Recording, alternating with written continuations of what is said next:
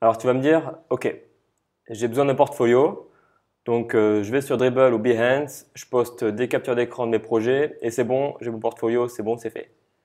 Oui, tu peux faire ça, ça peut marcher, tu peux poster sur Behance comme des dizaines de milliers de personnes d'autres tous les jours, ou tu peux mettre le lien de ta page Dribbble sur ton CV, mais c'est pas comme ça que tu vas sortir de la masse, ça c'est sûr et certain. Garde bien en tête que cette page Dribbble, elle ressemble à des dizaines de milliers d'autres. Et sur ce genre de plateforme, il y a toujours quelqu'un de plus connu ou de plus talentueux que toi. Et les gens ils finissent très souvent sur leur profil au lieu du tien. Alors, comment on fait la promotion de son travail sans passer par les grosses plateformes et sans être noyé dans la masse? Une seule réponse. Il te faut ton propre site web portfolio. Un site web qui te ressemble, un site web que tu as entièrement designé et un site web que tu vas être fier de présenter aux recruteurs et aux équipes de designers lors de tes entretiens d'embauche. Et là, tu vas me dire, ok, un site web c'est bien, mais je ne sais pas coder et j'ai pas vraiment la motivation et le temps pour m'y mettre.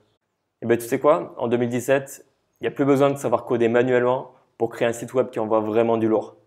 Je vais te présenter plusieurs outils que tu peux utiliser pour créer ton portfolio en ligne sans avoir aucune connaissance en code HTML, CSS ou JavaScript. Pour commencer, il y a WordPress. C'est le plus connu et c'est le plus gros. Il est excellent pour tout ce qui est blogging, rédaction d'articles ou site de contenu. Donc si tu veux commencer un blog, va sur WordPress. Le gros point négatif, c'est qu'il n'est pas du tout adapté pour les sites créatifs au design unique et travaillé. Donc pour ton portfolio designer, ça va pas être top. Ensuite, il y a Wix et Squarespace, qui sont deux créateurs de sites web en ligne. Ils sont super simples d'utilisation. Tu choisis ton template, c'est-à-dire un modèle de site web qui est déjà préconstruit. Tu remplaces les textes et les images par les tiennes et c'est bon, c'est fait.